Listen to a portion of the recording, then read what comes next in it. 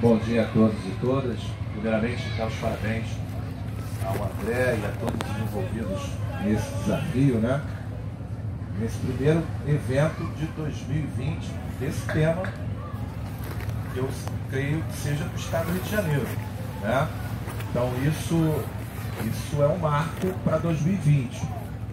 Bom, então eu sou Samuel, né? Como o André falou, né? Nós nos conhecemos no mestrado em História Social. Eu fiz a graduação de Filosofia em seminário, fiz História e Pedagogia. E depois eu fiz especialização em Gestão Ambiental, né? E depois fiz uma especialização em Gestão Pública. Milito na educação já há mais de 30 anos, comecei num projeto chamado Projeto Educar, da Fundação Educar, que foi uma sucessora do Mobral, e esse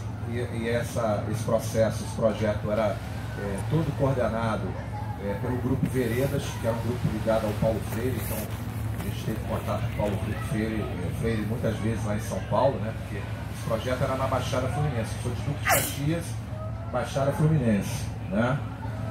E nós começamos esse projeto, eram 300 turmas e tal, e a nossa relação direta era com o Paulo Freire.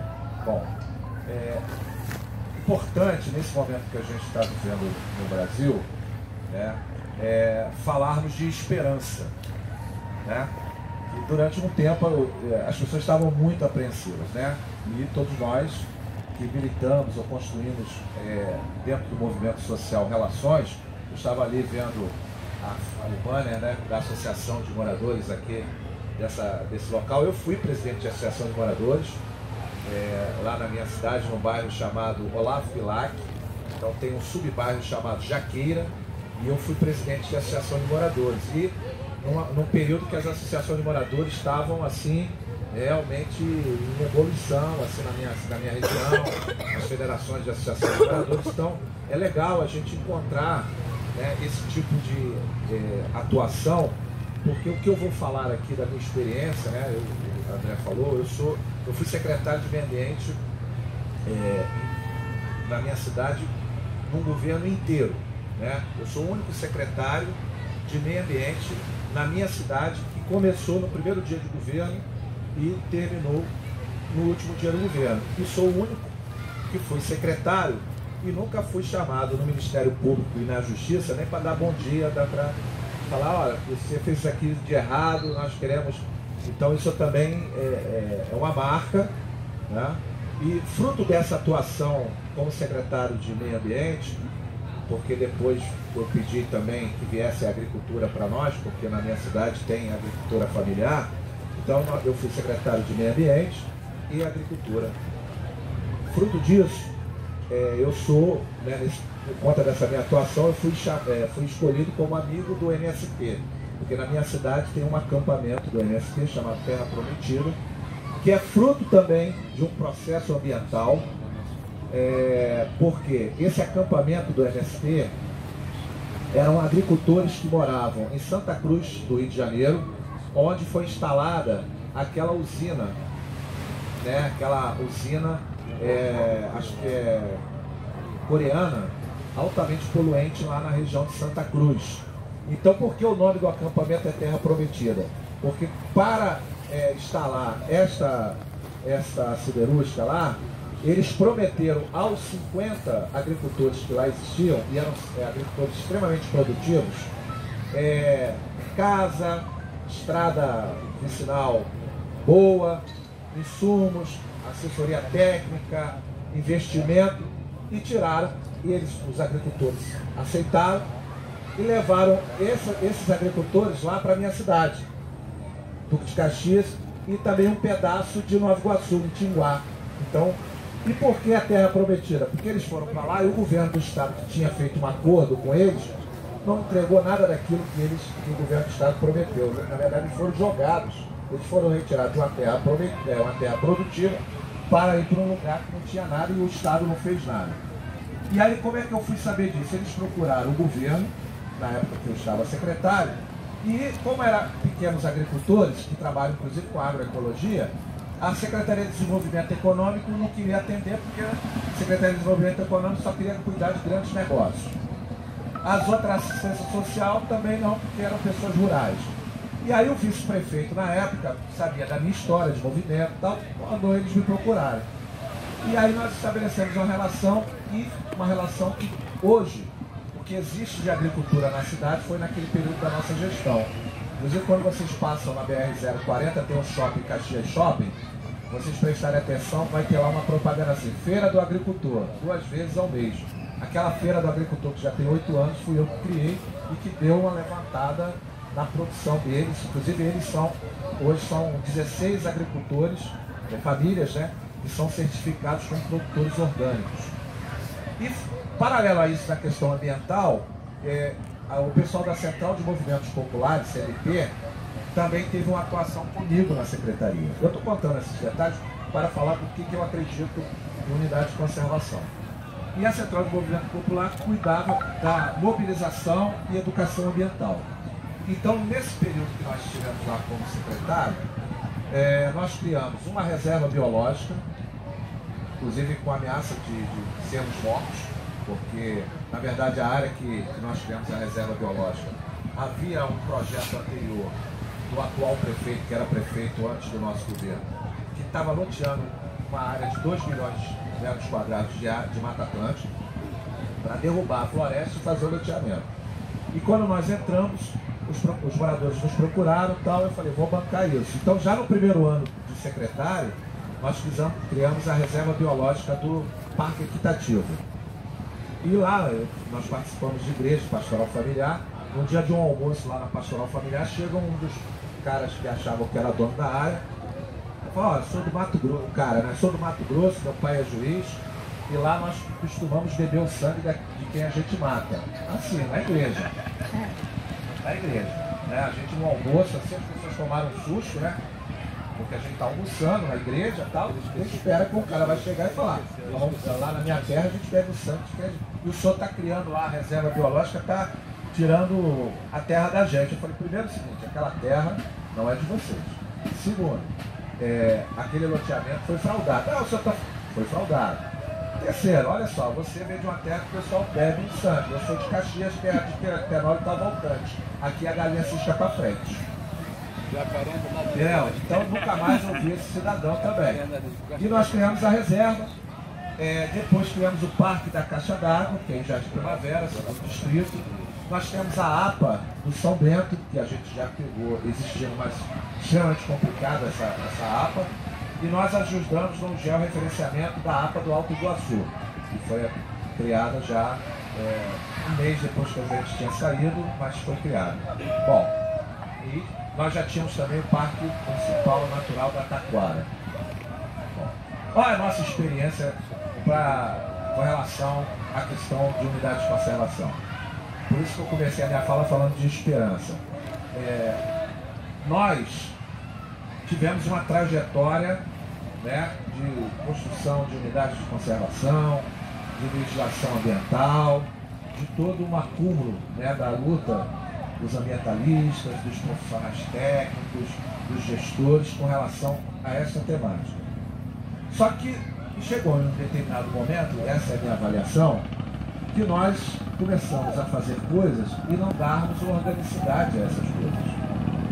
E aí, como eu falei anteriormente, a experiência com o movimento social, com a CNP, com o movimento nacional dos catadores de reciclados, o Tião Santos, que é meu amigo, que mora no bairro onde eu fui criado, né? O irmão dele, o Nilson, né? Somos amigos até hoje, nos encontramos. É a radicalização da democracia. Se nós não tivermos, a partir dessa experiência que nós estamos vivendo nos últimos 3 anos, a consciência do que faz as pessoas acreditarem naquilo que nós defendemos e se empoderarem daquilo que nós defendemos, é o empoderamento das pessoas através da radicalidade democrática. Nós temos que colocar as pessoas para participar da gestão das unidades de conservação e dar o poder às pessoas de decidirem democraticamente o que vai ser feito ali. Por que eu estou falando isso? O nosso Conselho Municipal de Meio Ambiente, na minha gestão, quem foi o presidente foi a sociedade civil. Eu, pela lei, eu seria o presidente natural. Eu fiz uma portaria abrindo mão disso e dando para a sociedade civil. E isso foi importantíssimo. Todas as medidas compensatórias que nós tínhamos, que antes eram os técnicos, era uma Câmara Setorial, a Câmara Setorial para resolver, nós entregamos ao Conselho Municipal de Meio Ambiente.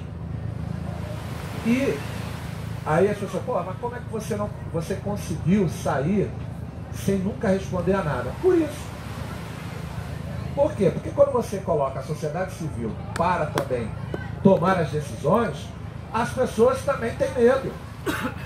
E as pessoas vão querer fazer o que é correto. Claro que a Secretaria dava toda a sustentação na parte jurídica, com os nossos técnicos, mas quem decidia a política local era o Conselho. Até o prefeito, ele nunca chegou para mim e falou, muda isso, manda... até porque ele sabia qual era a minha formação política, então ele sempre respeitou. Mas ele sabia que, e ele tinha pessoas que olhavam para ele, que era uma questão extremamente transparente. Tanto é que, fruto disso, quando houve o Congresso Brasileiro de Transparência e Controle Social, que foi feito no governo, acho que já da Dilma, você teve as conferências municipais de transparência e controle social, que tiravam delegados para a conferência estadual, a conferência estadual tirava delegados para a conferência nacional. Nesse processo foram mais de 200 mil pessoas envolvidas, inclusive com conferências online. Eu fui o único gestor público do Rio de Janeiro escolhido pelas pessoas da sociedade civil para ser delegado nacional à Conferência Nacional de Transparência e Controle Social, que tem a legislação da transparência e controle social, mas que nós ainda não trouxemos para a realidade das cidades, que é um instrumento fundamental e que ajudaria muito, inclusive, na gestão das unidades de conservação. Porque a legislação nacional de transparência e controle social dá o empoderamento à sociedade civil, inclusive de exigir da Secretaria Municipal Local de Meio Ambiente como é que está sendo decidido as medidas compensatórias, como é que está sendo gasto o ICMS verde. Nós sabemos, todos aqui, por isso que é legal essa metodologia de não ser uma linguagem mais acadêmica, e aí a gente pode ser extremamente uma linguagem bastante o que acontece? Na verdade, o ICMS verde é um projeto interessante, desde que esse ICMS verde seja reinvestido nas unidades de conservação, coisa que poucas prefeituras fazem, ou quase nenhuma, e que é um dinheiro da sociedade civil, é da cidade esse dinheiro, não é para entrar no caixa único da prefeitura e o secretário de Fazenda. Eu falo isso para vocês porque, desculpa o tempo que eu vou usar aqui, o secretário de Fazenda na época que eu fui secretário, era um secretário poderosíssimo, porque ele, além do aspecto político, da ligação dele política com o prefeito, ele era uma pessoa que tinha um controle na máquina da prefeitura muito grande. A primeira coisa que eu fiz, eu só tive 2 reuniões com esse secretário de Fazenda. Na primeira semana de governo, eu cheguei para ele e falei, olha, não mexa no Fundo Municipal de Meio Ambiente. Por quê? Primeiro porque a sociedade civil já tem uma ação no Ministério Público questionando como é gasto. Segundo, esse dinheiro não é do caixa único da prefeitura, é para ser investido no meio ambiente. Estamos conversando? Ele, muito poderoso, arrogante. Você veio aqui falar isso comigo? Tipo assim, secretáriozinho de meio ambiente veio falar comigo isso? Tranquilo. Qual foi a segunda vez que nós tivemos conversa? O Ministério Público. Quando o Ministério Público me chamou, perguntando sobre o Fundo Municipal de Meio Ambiente, e eu fiz questão de levar o Conselho Municipal de Meio Ambiente para a audiência com o Ministério Público. Eles acompanham. A promotora falou, não, o senhor vai botar esse pessoal tudo a favor. Mas por que o senhor vai fazer isso? Porque eu moro na cidade e eu não comecei ontem, eu não nasci secretário. Eu tenho uma história desde os meus 13 anos na cidade, eu sou movimento estudantil. Amanhã, quando acabar o governo, porque eu estou secretário, eu não sou secretário, quando acabar o governo, eu vou encontrar ele na padaria, ele ali na farmácia, aquele ali no botequim. E aí, se eu fizer algo que me envergonha a minha família, eu não vou poder mais encontrar essas pessoas, vou ter que me mudar. Então, por isso que eu trouxe eles aqui, para eles ouvirem o que eu vou falar. Aí ela, só isso aqui e tal, eu falei, olha só, isso aí é caixa única, falei pro secretário de fazenda não usar o dinheiro, se ele usou, ele responde por isso. Até porque quem coordena todas as ações da secretaria é o conselho. Ela, o senhor está falando isso mesmo? Eu nunca vi um secretário falar um negócio desse. Senhora, vou falar para a senhora que eu moro na cidade, sou nascido na cidade, sou criado na cidade. E eu não vou fazer. Eu falei para o secretário de Fazenda na primeira semana que o dinheiro era do fundo do meio ambiente, que ele tinha que decidir, era a sociedade. Se ele fez, ele responde. Pois bem, aí a promotora fez o que tinha que fazer. Belo dia, o procurador-geral do município me chama. Sabe, dá para vir aqui na sede? Eu falei, vou. Chego lá, está o secretário de Fazenda. Ele é meio gordinho também, igual a mim. Falou, pô, eu vou sair na porrada contigo, tal, vou falar com o prefeito. Eu falei, vai ser feio, né? Porque se é uma luta de suporte do vai ser ridículo. Mas vamos sim. Ah, mas você, eu falei, avisei você que não era para mexer. O dinheiro não era do caixa único da prefeitura, era do fundo municipal. E o meu conselho funciona. Você vai responder. Então, também é uma outra característica que eu acho que às vezes se perde na gestão, mesmo daqueles que vêm do movimento social, porque muitos de nós que saímos do movimento social fomos para a gestão e muitos ficaram encantados com o espaço institucional, de repente mudaram a cabeça, porque é uma coisa que, se você não tiver o pé no chão, uma formação muito tranquila, espiritualmente você é uma pessoa muito também tranquila, você se perde. Primeiro, porque quando você vira um gestor com uma cidade importante como a minha cidade tem Mata Atlântica, a minha cidade tem fundo de Bahia, né, da Guanabara, tem nascente de rio. Então nós temos a Reduc, um dos maiores parceiros. Nós tínhamos na época o lixão de Jardim Gramacho, né? Nós tínhamos a chantagem da Rede Globo, né? E tínhamos chantagem também de falsos ambientalistas, né? Então é muito difícil. E tem os puxa-saco. Porque quando você vira secretário ou gestor do primeiro time, primeira coisa, as pessoas, esse tipo de gente começa a falar, você é o cara mais bonito do mundo, você é o cara mais inteligente do mundo, todo mundo quer te agradar, todo mundo quer, pô, você quer te dar um presente, o que você é? Então, se você não tiver o pé no chão, você se perde, né? Todo mundo quer te chamar para almoçar e tal. E eu falava para a nossa equipe o seguinte, olha só, aqui todo dia é o último dia. Amanhã uma caneta pode tirar a gente. Então vamos fazer o melhor que nós possamos fazer hoje. E não se encante com isso aqui. Isso aqui é uma ilusão. Nós vamos fazer coisas. Nós vamos realizar coisas. Para vocês terem ideia desse processo, chegou um determinado. E nós, na fiscalização, a gente batendo firme, né? Fechamos distribuidora de óleo, um negócio, né? Fechamos areal, barreira, enfrentando, fechamos arvoaria clandestina. Chegou um tempo, nada contra, não tem nenhum problema com essas pessoas, me relaciono bem com todo mundo. Chegou um momento que a gente, o governo fez uma pesquisa, qual era a secretaria mais atuante e que saía mais nos jornais. Aí era a nossa secretaria, não porque a gente forçava, não, é porque a demanda reprimida era tão grande que como a gente teve a disposição de trabalhar, aí a própria sociedade começou a ter coragem de denunciar as coisas, né, e participar. E aí a mídia vinha atrás da gente. E aí nós começamos a ocupar todos os horários nobres e tal, não sei o quê. chegou um ponto que no segundo ano de governo, o MINC, que nunca tinha ido a Caxias, começou a querer fazer operação em Caxias também, porque foi incomodado, porque, né, dizem, coitado, gosto dele, é brincadeira que faz, uma piada, que o MINC, quando abre a geladeira, ele já começa a dar entrevista porque acende a luz, né? Então, e aí quando ele viu que lá em Caxias estava um cara que ninguém nunca tinha ouvido falar, que estava saindo mais, ele começou a querer fazer operação lá também.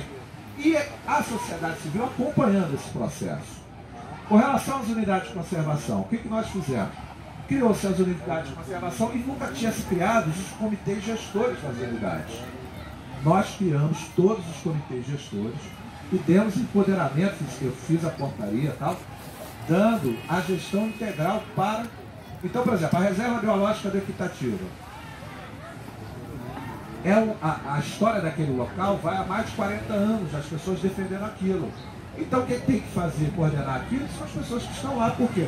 Porque elas já brigavam por isso há 40 anos. Então elas vão ter muito mais afinco na luta se elas tiverem o poder de fazer a gestão daquilo. No Parque da Caixa d'Água a mesma coisa, na Taquara a mesma coisa, né? Na APA do São Bento. O São Bento, a APA do São Bento é um sítio histórico. Data do século XVII, começou com a fazenda dos beneditinos. Hoje, inclusive, tem sambaquis descobertos, já hoje isolados, né? Dos povos sambaqui, né? E aí o que acontece? Essa área estava tendo muita pressão de ocupação irregular. E aí, junto com o Ministério Público Federal e com o comitê gestor que a gente criou, a gente deu um freio naquilo ali. Bom, qual é a minha experiência? E inclusive eu escrevi um livro sobre isso, vocês conseguem baixar em PDF pela internet, que é falando sobre unidades de conservação. Foi um livro que eu fiz para defender a reserva biológica do Equitativa, por quê? E essas coisas a gente faz, né? A gente tem essa visão militante, a gente, igual o André estava falando, pô, eu estou investindo nisso e tal, porque nós temos essa coisa de nós investir e às vezes a gente tira do nosso para fazer. Porque a reserva foi criada em 2009, porém o governo que me sucedeu, quando deu 2 anos, disse que não tinha estudo técnico nenhum sobre a unidade.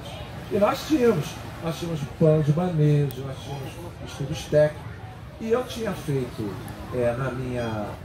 no meu trabalho de conclusão do curso da especialização, um trabalho sobre a rebioequitativa. Então o que eu fiz? Ele fala, o prefeito está dizendo que não tem, por isso que ele vai retomar o loteamento. Eu fui, editei um livro, publiquei, levei para o Ministério Público Federal e levei para o Ministério Público Estadual, um livro para cada um, né, dos promotores. Falei, promotores, olha só, isso aqui, inclusive, já está registrado, né, cientificamente e tal, e tem aí o nome dos engenheiros e tal, todos que fizeram os estudos. Aí acabou a conversa que não tinha estudo técnico, né? Mas, infelizmente, o que acontece? Se o poder público, né, não tiver também a sensibilidade de deixar radicalizar a democracia, até porque nós temos uma cultura de autoritarismo muito forte em vários setores da sociedade, nós vamos vendo acontecer isso aqui, né? Eu estava falando com o André até antes de nós pegarmos o barco. Por exemplo, gente, você tem um número X de moradores de uma determinada cidade como Arraial do Cabo. Você tem que fazer um estudo quantos Y essa cidade suporta de pessoas para vir aqui. Além disso, e tem que ter o gestor que diz, não vai entrar mais ninguém. Por quê? Porque, na verdade, o que seria lucro dado pelo turismo começa a ser um prejuízo. Essa unidade de conservação, esse parque municipal, quantos podem fazer trilha e ocupar por dia este lugar? É X, só pode X. Mas isso tem que botar o poder na mão da sociedade civil. Chamar a sociedade civil que mora, que vive, que conhece. Então acho que essa fase que nós estamos vivendo agora, e a partir deste momento que nós estamos vivendo, seja no Brasil, seja no estado do Rio, é nós começarmos a discutir como é que nós vamos construir a gestão democrática das unidades de conservação com o empoderamento da sociedade civil. Esse tem que ser o nosso desafio. Como é que, por quê? Não é uma atitude autoritária que vai resolver o problema.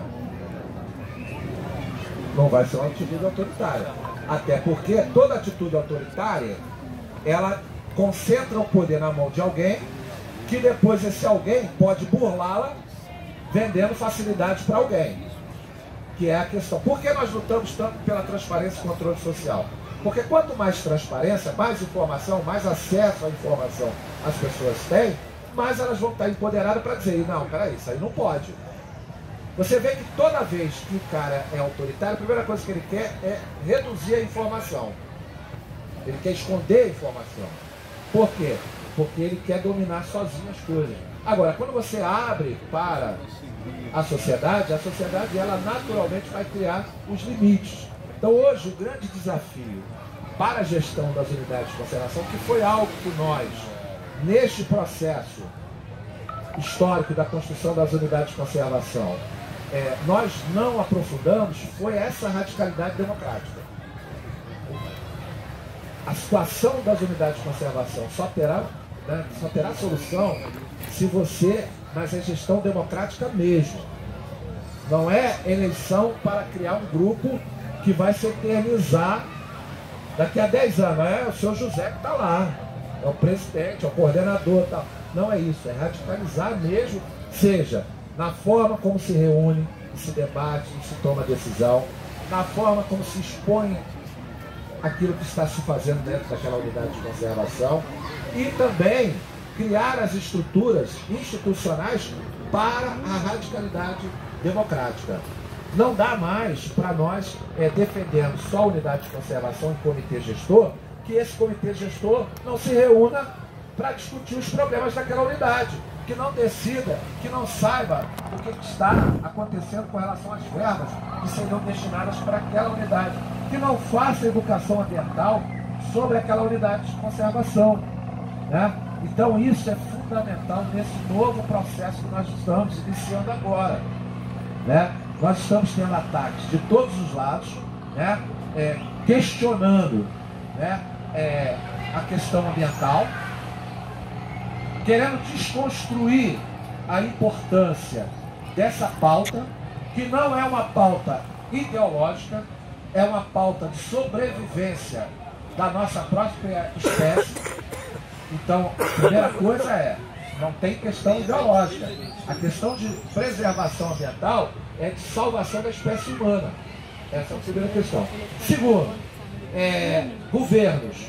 governos têm que dialogar e nós temos que buscar o diálogo também. Outra coisa, eu vou falar aqui para encerrar sobre a questão que eu falei ali, pessoal, falso ambientalista.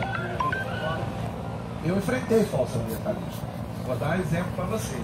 Eu tinha assumido a secretaria, nem tinha tomado posse ainda das coisas que tinham na secretaria, porque demora, porque o governo que sai, que é outro problema que nós temos que enfrentar na gestão, tenta apagar todas as informações que existiram. Então você vai tateando para descobrir, para ligar as pontas. Então no primeiro 20 dias chega lá um rapaz com um laptop debaixo do braço e fala assim, eu sou secretário do Conselho Municipal de Meio Ambiente, eu quero saber quando é que o senhor vai fazer reunião. Reunião de quê? Do Conselho, senhor. Eu falei, olha só, peraí, eu estou chegando agora. Vamos conversar? Não, vamos conversar não, que eu vou entrar no Ministério Público, isso aqui foi 20 dias. Ele não deu bom dia, não deu boa tarde, não deu boa noite, já chegou rasgando. Como eu conheço bem a cidade, eu conheço todo mundo, você tem aqui. Olha, meu jovem, se passar no Ministério Público, sinto muito. Então, eu quero fazer uma reunião do conselho, mas... Não, então, aí eu chamei o pessoal do nosso da assessoria, falei, marca a reunião. Quero a reunião toda filmada. Bota a câmera, vamos filmar. Transparência, a sociedade vai ver a reunião do conselho. Porque tem conselho, eu nunca soube da reunião do conselho. E eu sou da sociedade, sempre fui ativo. Aí marcamos a reunião, quando ele chega, botar as câmeras, tudo para filmar. Não, não vamos fazer reunião com ninguém filmando. Eu falei, por quê? Alguém aqui vai falar alguma coisa que não pode ser falada? Não. Ou seja, pedir as atas das reuniões do conselho anterior. Pedir a portaria que os nomearam, né? pedir a ata das instituições deles com relação à Assembleia que os elegeu para representar no Condema. Eu falei, já que vão jogar tudo, vou jogar tudo. Eu quero, se é dentro da legalidade, vamos trabalhar dentro da legalidade. Eu quero a ata, cadê? Não tinha. Aí as outras instituições que realmente faziam trabalho ambiental, Movimento Nacional dos Catadores Recicláveis, entendeu? E outras entidades, a Igreja Católica que tem um trabalho, não sei o quê, não participavam do conselho. Aí nós chamamos o quê? Estava já uns 4 anos sem fazer a conferência municipal, chamei a conferência municipal já no primeiro ano. E aí com as regras que para você dizer que representa alguém, as pessoas têm que dizer que você representa. Cadê? Aqueles que estavam no conselho, 80% não tinha representação. Eram acordos políticos, era o cara que ficava gritando na rede social, ou ia para as reuniões gritar, aí o governo ficava com medo, falou, esse cara pode me atrapalhar, criar problema, não sei o quê. Trazia o cara, arrumava um negocinho lá pro cara no governo, ninguém ficava sabendo, né?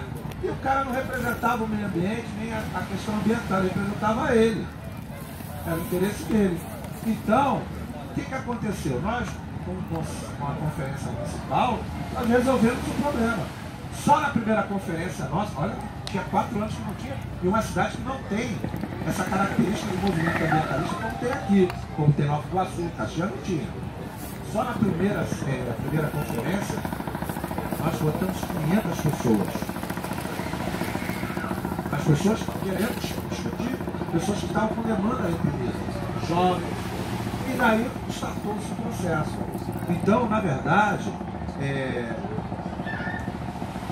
a participação, a radicalização da democracia, ela se dá também dentro de uma estratégia de construção do diálogo, em cima de projetos e programas, baseados em princípios e valores. Não dá para você não ter princípios e valores para debater essa questão e, na verdade, também fazer uma discussão que não seja acolhedora aos diferentes.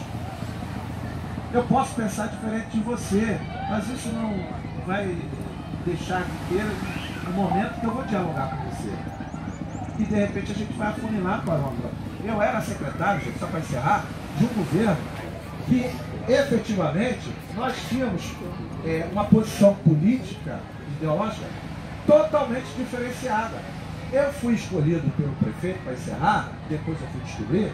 Por quê? Porque o prefeito, a filha dele era deputada federal e tinha feito várias ações contra o prefeito anterior, e aí ele precisava de alguém na secretaria que fosse técnico e que não ia dar margem dele também sofrer processos. Para vocês terem uma ideia, eu era secretário de um governo que era do PSDB, eu tive sempre uma trajetória no campo democrático popular, e quando chegou nas vésperas da eleição, eu que não era do PSOL, fui procurado pelo PSOL para ser candidato a prefeito pelo PSOL, porque eles falaram o seguinte: esse governo é muito estranho, você parece uma ilha dentro do governo, e todo mundo, né, fala que você é um cara progressista, você é um cara, está no governo do PSDB, mas por quê? Primeiro, que você tive juízo. Segundo, nós tínhamos um projeto a realizar, e realizamos todos os projetos. E terceiro, a gente construiu uma base de relação de diálogo, mesmo com os diferentes.